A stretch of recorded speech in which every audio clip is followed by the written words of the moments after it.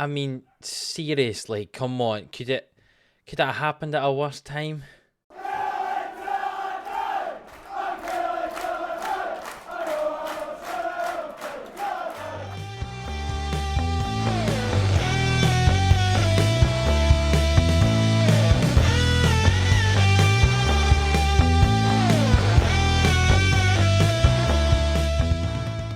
Yes, hello, welcome into Living Sports, here for the Killie boys on Football Manager 21. If you missed the last episode, go and look at it. If you haven't subscribed, subscribe. I'm sorry, I'm just not feeling it just now, because Boba is injured for the next 3 weeks with a hamstring strain, and we're going to play against Celtic and Juventus in this episode.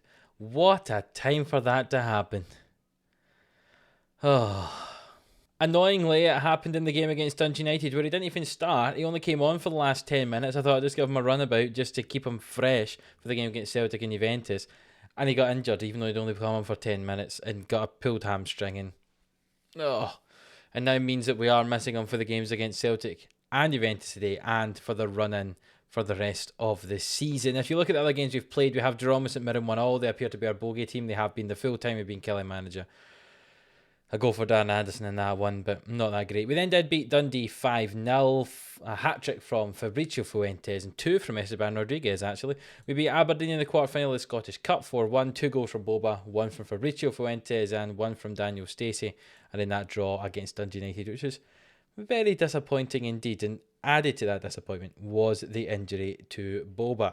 So that does mean we play up against Celtic today in the Scottish Premiership and the second leg against Juventus in the Champions League first knockout round without our star man. And in case you forget quite how important it was, I'll go on to his stats here and you can see down the bottom. He's played 31 starts, 34 games overall, 32 goals and 17 assists. He's basically been our full team and he's now injured.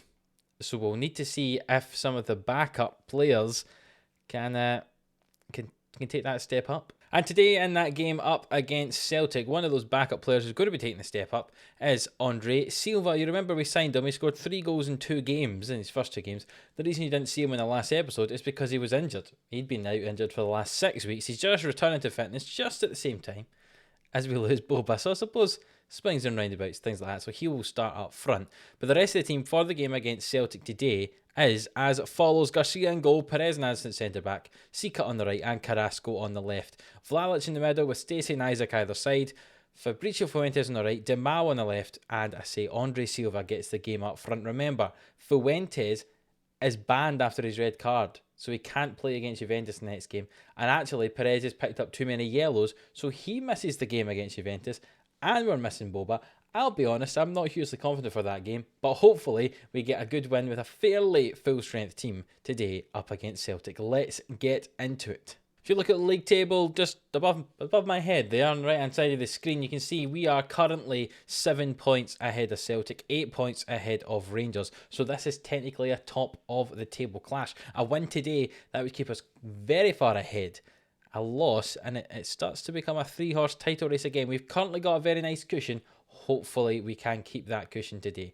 At worst a draw, but we want a win. Remember, the only team we've actually lost a game to this season in the league is Celtic. They beat us 2-0 the last time we played them. So hopefully that doesn't happen again as we step out in their blue and white. Celtic in their black. And they're playing a 5-4-1, which is very defensive indeed. And one of the key men to watch out for is Rodri. Yes, that Rodri, who's currently at Man City, is playing in centre midfield for Celtic. Tell you what, half an hour played, and I'm glad I haven't paid for a ticket for this match, because 4 shots in the first 40 minutes now of the game. We've not had a highlight. This has been a very boring game indeed, and we've reached half time with no highlight in the game. I'm going to say go and play a little bit better, guys, and hopefully we can.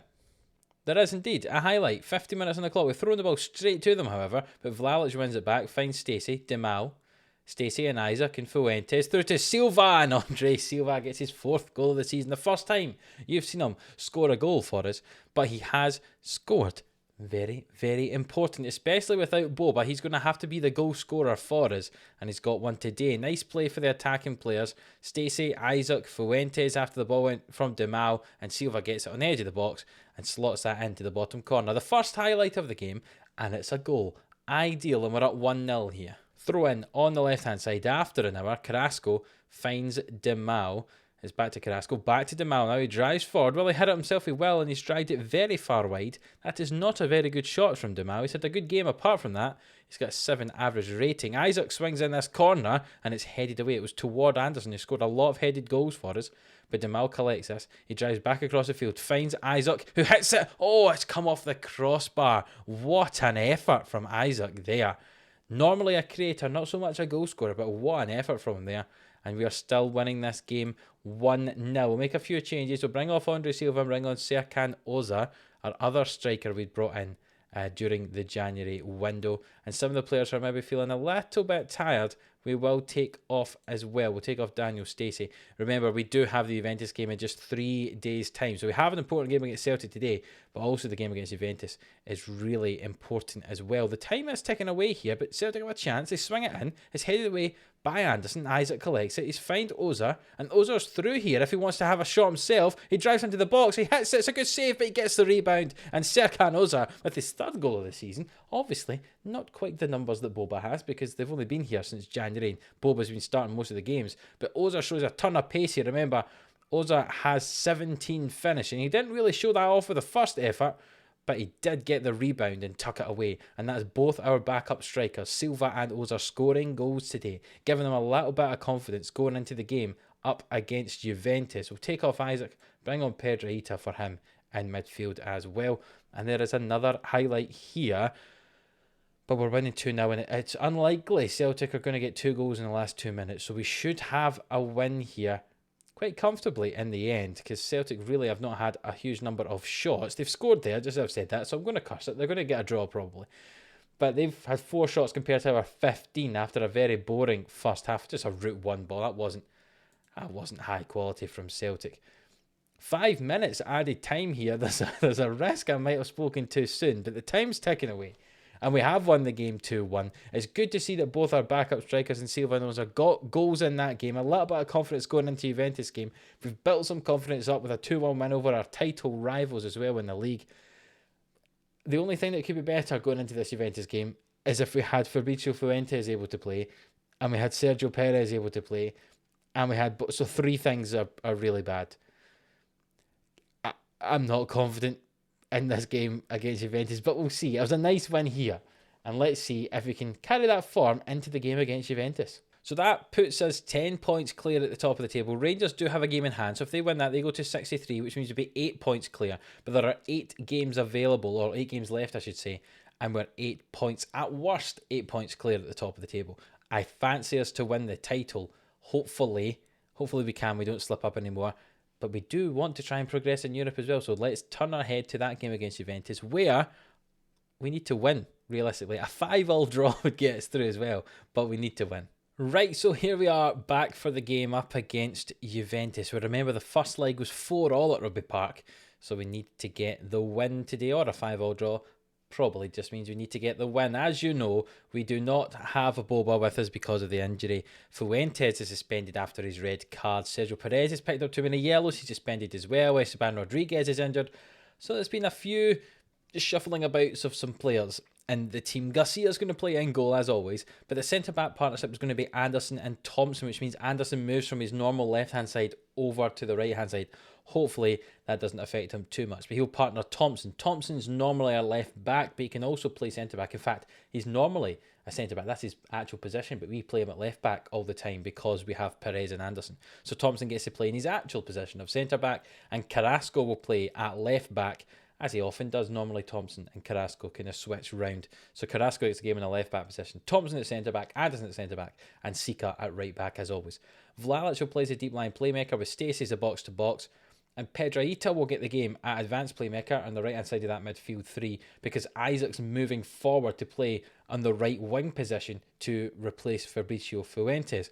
I know, all the names you recognise, but not in positions they necessarily play in. So it's Vlalic, Stacey and Pedroita in midfield, Isaac on the right wing, Demau on the left wing, and Andre Silva, after he played in the last game and got a goal early on, he's going to start and lead the line again today. The bench has got Ted and Menge as a defensive cover, Yar Francisco, George Pena in midfield. Alfredo, Fuentes and Ozer as our other attacking options off the bench.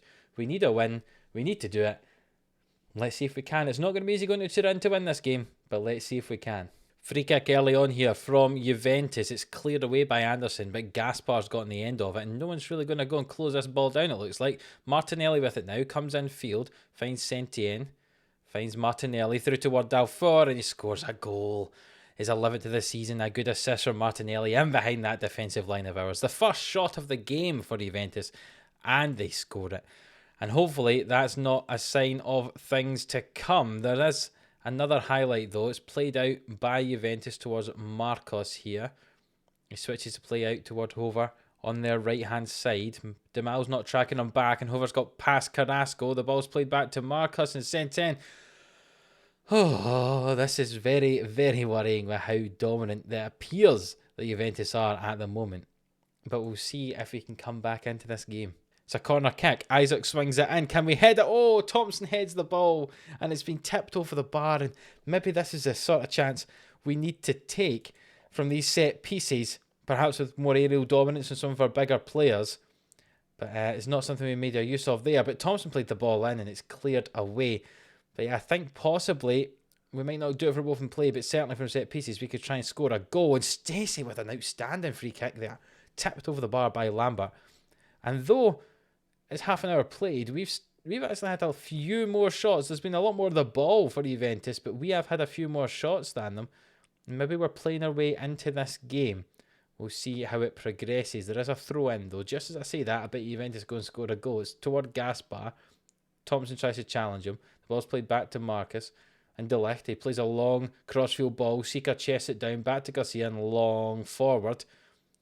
And Escobedo clears it to Marcus, who tries to find Martinelli, and he finds him. Sika tries to challenge Dalfor with it. Gaspar, he hits it from a long way out, just on the edge of the box, and it's over the bar. Throw in for ourselves on the right hand side. Sika finds Pedroita, who passes it straight to Martinelli, and the ball's cleared away. But if we take our time, we can recycle this play. Anderson loses the ball to Gaspar though, and Dalfor plays it toward Gaspar. Can we cover this breakaway chance for Juventus? Marcos finds Sentien. We're back in a defensive position. Stacey tries to challenge Hover. It's into Tagliafico. It's a good chance for Carrasco, or maybe it's not. It's going to VAR. Is this going to be a penalty? Carrasco runs toward the referee and then comes back. They're checking for a penalty. Now my suggestion is it probably is a penalty. Yes, it is, because it's always a penalty like that in Football Manager.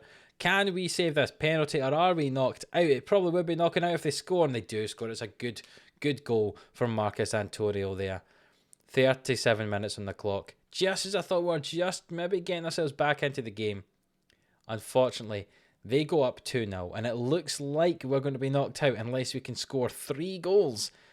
Which, to be fair, we did the last time. We went down 2-0 at Rugby Park, and then we scored 3 goals to go ahead 3-2. But I don't know if that's going to happen here in Turin. And there's an early highlight of the second half for Juventus. Tagliafico with it on the right-hand side.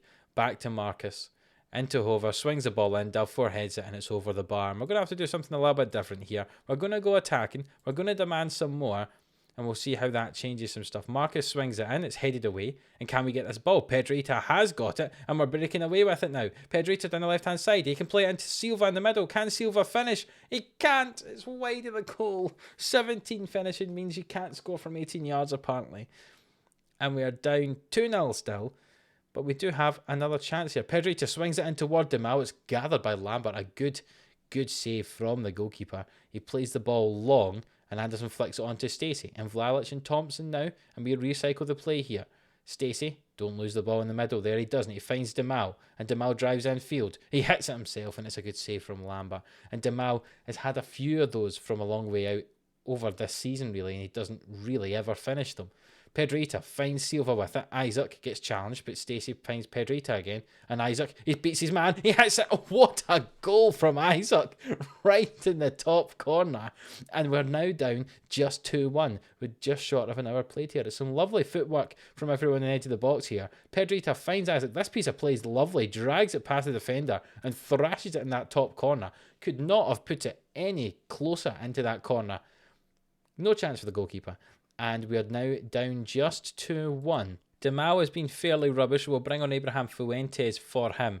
And Vlalic hasn't played well either. So what we'll do is we'll bring on Alfredo, and I'm going to push Alfredo up into an attacking midfield role.